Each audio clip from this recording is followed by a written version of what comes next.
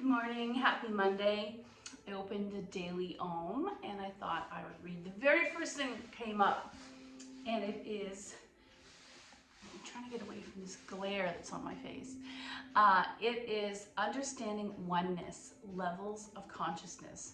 Sometimes we look at the actions of others and find it difficult to understand what motivates them. But we are all doing the best we can with the information we currently have. We've all been taught how to see the world from the examples of those around us and by our own experiences. Keeping this in mind, we can accept the choices made by others while seeking ways to increase the world's level of consciousness as a whole. So what's the part you're doing to contribute as a whole? Our different levels of consciousness are like developmental stages of children, whose understanding varies according to age and experience. For example, the behavior of a 2-year-old who does not want to share can be understood as a phase of his or her social education, whereas a 16-year-old who behaves in the same way would be viewed as childish. It's important to remember that we are all on our own unique path, and we may have chosen certain lessons or made an agreement to play particular roles in the unfolding of this world's understanding before we even incarnate into this lifetime. I'm still kind of in the middle about reincarnation. I know that in Buddhism and Hinduism, there is a lot of belief in that. And what it does is it stops us being attached to this physical body, this world, this life, with the realization that there will be more. There's not that scarcity, and so that you must get a lot done, complete a certain amount in this life. There's more. So our job is to not judge others, but to shift the balance of understanding on earth by increasing our own. Every thought we have, every action we take becomes part of the collective energy of the planet. So I love that way of thinking of the interconnectivity. Think about a puzzle. One piece is not more important than the other. If we all thought about that, our importance of interconnectivity and our actions impacting the greater good, maybe we wouldn't be so selfish. But unfortunately, it could be a human survival technique. It could be our culture. We often think in my actions, my life, how does this better me or my family? Me, individual thinking. Every thought we have, every action we have becomes part of the collective energy of the planet. When we use our energy to bring light into this world, it combines with that of the others to dispel the darkness. Although we live in a world of duality, which helps us to acquaint better with our material plane, we don't need to experience extremes in order to understand them. We can share our experiences and understanding with others, not from a place of condescension, but of connection. So not pyramid, not above, sameness. When the entire family of humanity recognizes that each of our thoughts, choices, and actions affect us all, we will share an incredible level of consciousness, one that puts our oneness above all else. Oneness, not oneness, above all else, and helps us evolve into higher expressions of our spiritual selves. The next time you witness an incomprehensible action by another, remember that this person is of the same earth as you, but simply on a different conscious level at this point in life. Find compassion, bless the person, and move along through your day in grace. And that kind of goes along with, I'll remind my family, husband, friends, whatever, when my child does something that seems shocking to us as an adult, we have to remind ourselves, I saw this meme, that they were basically like an alien from another planet. They don't have the booklet, they didn't get the IKEA instructions, and so their perception of what to do in that moment might be completely different than the rearing in childhood you had that gave you your instruction booklet.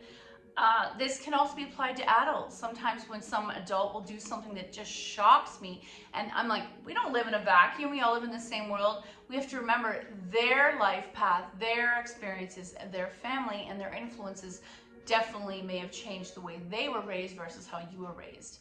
So that's where we need to look for the sameness. So today, let's pull an animal card. Oh, I got that one the other day. Let's see. Dragonfly, yay! I love forward folds. I love going within. I love the combined concept of stretching the outer form, but then also quieting the mind and going within. And we get that with even child's pose, extended child's pose, tortoise, any forward fold, anytime where we go within ourselves instead of expressing outward, like say Wild Thing or some of the bigger poses like heart openers. And I feel like we've read Dragonfly many times, but let's read it. And thank you to those who wrote back about our last practice together. They said they like standing forward folds more than seated forward folds. You are a master of illusion, particularly in the guises that you wear for others. This is a gift that was born in the travails of your childhood, an adaptation that served you well. We had to morph to be what the people around us wanted. These masks do serve a purpose because you can do whatever you need to be in any situation. Yet, it can also be easy to fool yourself into thinking that any of these personas are the real you. The truth is, you don't need to rely on these false personas anymore. On occasion, they will come in handy, but at this point, it's time to let the you of who you've always been show up in all your varied expressions and manifestations. One of the more popular ruses you run on yourself is pretending you don't know the truth. In other words, you play dumb, hoping that because others like to feel superior, and maybe this happens in your social circle or your family dynamic, you inwardly can be smug and secretly indulge in your own illusion. I don't like this. Once you acknowledge the truth, then you will know what to do, and by that acknowledgement and acceptance, you accept the truth. That's all a lot of hoo-ha. But we will do dragonfly, we will do things where we go inward, and that will all require stretching hamstrings and the back body, those parts of the body on the back that should be already stretched. We live in a world where we hunch forward, we're overstretched, but don't always easily happen. So come to the mat, we'll do some beautiful floor therapeutics to prepare our body, especially our legs, forward folds. Take a moment, bring bum to heels. I like to take my hands and slowly come down one vertebrae at a time, although I could feel that I did a little schlumpy. Arms by your side, palms turned up, and take a moment. Take a few breaths here, letting the weight of the tailbone fall to the mat, shoulders fall to the mat, but in the middle of that curve, I'm waiting for gravity to help kind of straighten it out just for a moment. Inhale, 1. Exhale. Inhale, 2. Exhale. And inhale, 3. Exhale. Let's keep right leg in, left leg's gonna slide straight. Point and flex that left foot. It's almost like you're in half of a shavasana. 3 breaths. Inhale, 1. Exhale. Inhale, 2. Toes to the sky. Exhale. And inhale, 3. Drop that right leg out. Nestle the right sole into the inner left thigh. And you're almost in a tree pose on your back. And I immediately feel my hip want to go towards the earth. You want to keep that straightened out, squared off. Inhale, 3. Exhale, bring that knee upward. Left foot joins, we come back to neutral. Right leg straightens out. Point and flex. Keep those thighs together. Left leg falls out. Wait, actually, let's do 2 breaths here. Inhale, 1. Exhale. Inhale, 2. Exhale, and inhale, 3. Drop the thought towards the earth. Sole nestles to the inner right thigh, and 2 breaths. Inhale, 1. Exhale. Inhale, 2. Exhale. Inhale, 3. Both soles together. Recline cobbler. Inhale, 1. Exhale. Inhale, 2. Exhale, and inhale, 3. Exhale, close the legs, thighs to chest, little bowed. Help the knees come all the way to the floor on the left. Right arm opens to a T. Checking in with your body. How are things this morning? Inhale, 1. Exhale. Inhale, 2. Exhale, and inhale, 3. Exhale, back to center.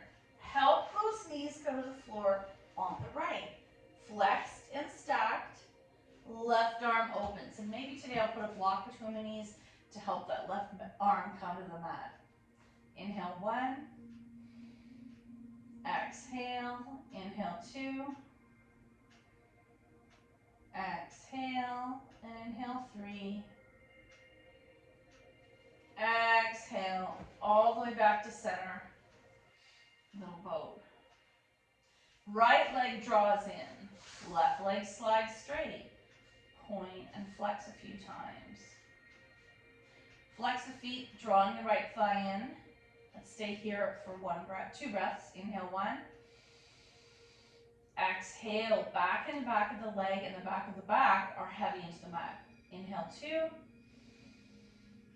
Exhale, left hand takes right knee over, single leg spinal twist. 2 breaths. Inhale 1. Exhale. Inhale 2. Exhale back to center. Little boat. Left leg in, right leg slides straight. Flex. Let's take 2 breaths here. Inhale 1. Exhale. Inhale 2. Exhale. Right hand's going to take left knee over. Single leg spinal twist. Inhale 1. Exhale. Inhale 2. Exhale back to center. Little boat. Or egg beaters. I'm going to take these knees wide for a moment. Just hold them in place and wait for gravity to help stretch those inner thighs or groin muscles. Inhale 1. Exhale. Inhale 2. Exhale. Option to flex your feet. Inhale 3. Exhale. Coming to set up for happy baby. Inhale 4. Exhale, feet in the air, flex, still in setup. Inhale 5. Exhale, choosing to stay here with your hands behind your thighs or coming into full happy baby. Inhale 1. Exhale, pressing that lower back into the floor. Inhale 2. Exhale, soles together if they can touch. Inhale 3. Exhale, feet to the mat, soles together, recline cobbler. Now let's take our arms to a T for a moment. We want to help stretch upper back, shoulders, chest. Inhale 1. Exhale, coming into cactus. Inhale 2. Exhale, and if the arms can go behind you, bicep beside your ears, palms up. Inhale 3, otherwise you're staying to a T. Close your legs. Knees to chest. Let's take 3 breaths here. Inhale 1. Exhale. Press those feet into the air. Inhale 2. Exhale. Arms in the air. And now we kind of relax. Dead bug. Inhale 3. Exhale. And inhale 4. Exhale. And a tiny bit of movement. Inhale 5. Exhale. Let's keep right leg in the air, left leg you're going to drop to the mat and slide straight. And start to massage the right thigh, calf, back of the leg. Then we'll take our strap to the ball of the right foot and just hold it. Let's take 2 breaths here. Inhale 1. Exhale. Inhale 2. Exhale. Inhale 3, start to stir. Exhale, inhale 4. Exhale, both straps on the right hand out to the side. Inhale 1. Exhale, inhale 2. Exhale, inhale 3. Exhale, leg to the sky, strap in the other hand across the midline. Inhale 1. Exhale, take it all the way over to where it feels good. Inhale 2. Exhale, back up. Strap in the right hand again, we're going to do a diagonal. Pointing to the upper right corner diagonal. That may be intense or there may not be a lot of movement. Inhale 1. Exhale. Inhale 2.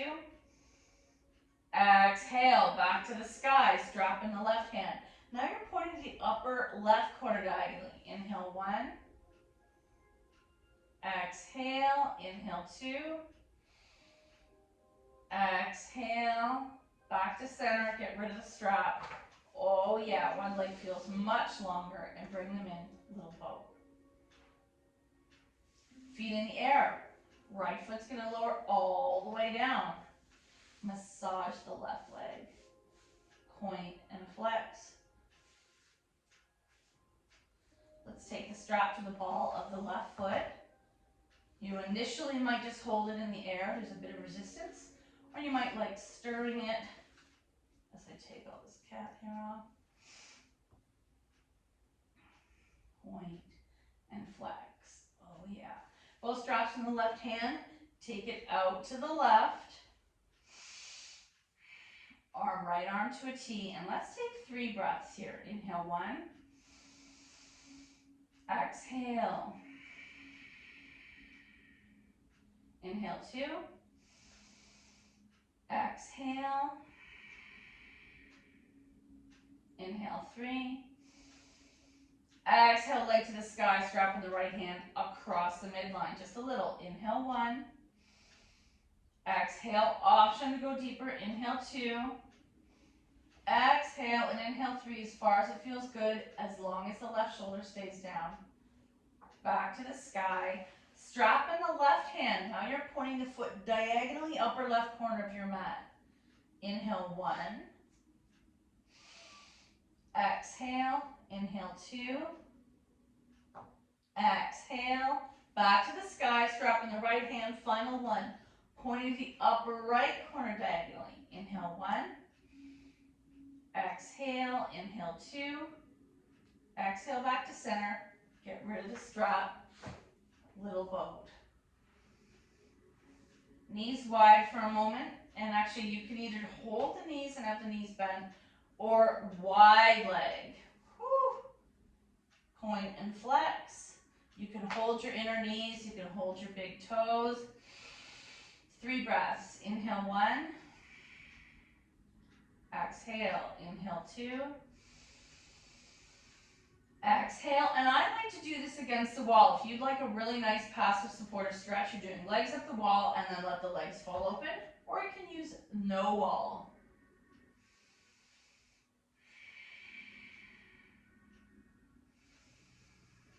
And then close the legs, knees together, roll on your side, and push yourself up. Whew, head rush. Okay, I wanted to do a standing piece before we go any further into the forward folds.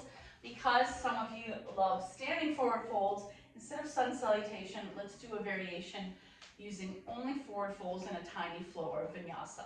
So coming into mountain, arms reach up. Look up with the eyes as the hands come up to hold an imaginary beach ball. Exhale, fold swan dive. Knees are bent, let your head go. And you're either choosing to hold your shins or hands to the floor or wherever you can reach. Let your head go. Imagining the chest coming to the thighs. Hands to your knees, look forward. Half back, we also call it monkey pose. Fold again. Half back, look forward. Exhale, fold again.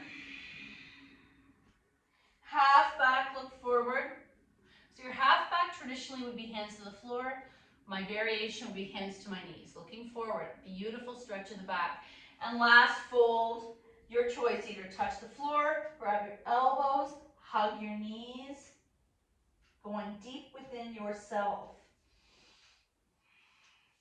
Rise up, reach up, and hands release. Now, let's take the idea of standing forward fold, and we're going to go wider. I'm a huge fan of wide leg forward fold. Depending on your hips mobility, you will inchworm to within your natural range of motion. Bending the knees. Some of you might have the blocks in front of you so that you can come. Actually, I'll demonstrate that. So I might have the blocks high, shoulder width, and inchworm your feet wide. Let's try that one. Okay, half back, looking forward. Engage the core. Maybe I'm looking just beyond the blocks on the mat. Hinge and fold.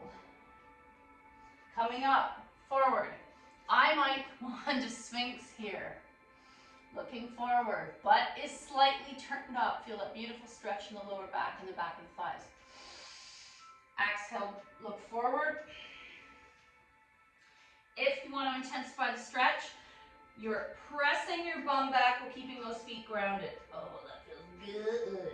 Option to drop the blocks even lower. Half back, come back to Sphinx. Bum presses back. Option to bring your ears in line with your bicep. Option to fully forward fold and look behind you. Half back, fold. Option to drop the blocks even lower as your body softens. So half back, Sphinx, fold.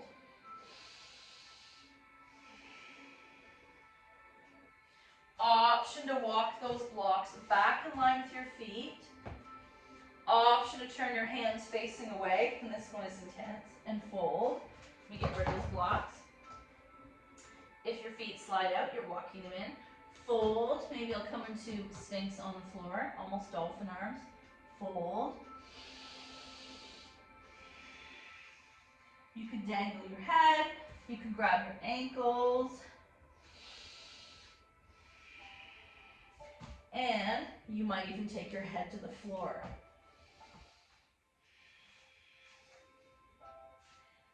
When you're ready to come out, you're going to bring the hands out of the shoulders, inchworm in, and oh, I'm going to go into a squat. I've had my head upside down for so long. And I like to take my elbows to my inner thighs, nice deep stretch in the squat. And then release. So I'm going to get these blocks out of the way. We're going to get ready. Taking the legs out, extended, together, Dandasana. Sitting up nice and straight. Let's flex the feet and take 3 breaths here. So the thighs are pressing together, the back of the heels are rooting down, and your chest is what's rising. Shoulders back, belly engaged. Inhale 1. Exhale.